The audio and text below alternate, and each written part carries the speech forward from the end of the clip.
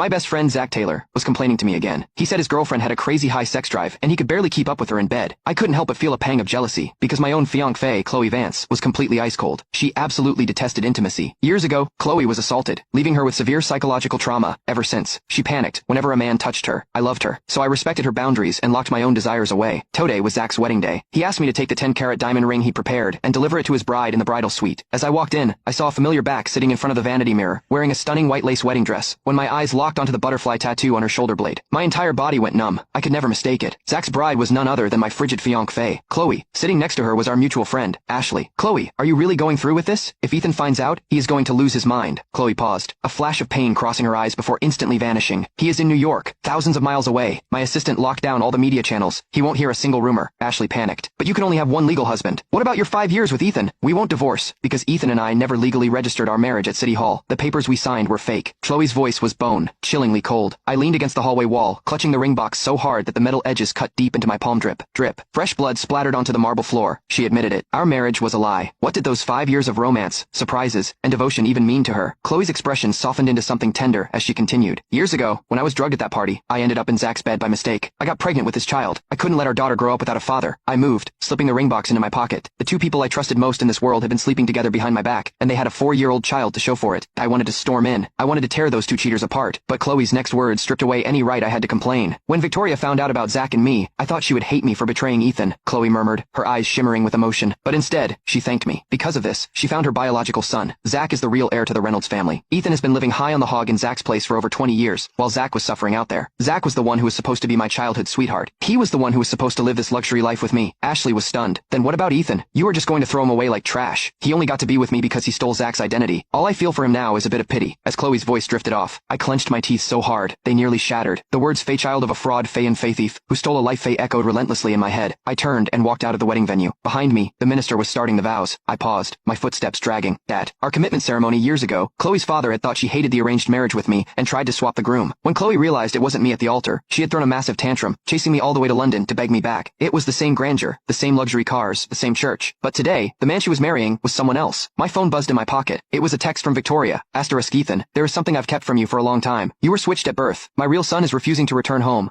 He says he will only come back if you pack your things and go back to your biological parents. Asterisk, my throat tightened as I watched the stage. My finger hovered over the screen. On stage, Zach was sliding the ring onto Chloe's finger. She held Zach's arm, and as she looked out at the crowd, she finally spotted me. Her face paled, and she quickly rushed down the aisle toward me. Ethan, don't get the wrong idea. Zach was being forced by his family to marry a twice divorced, ugly older woman. I only did this to save him. I didn't want you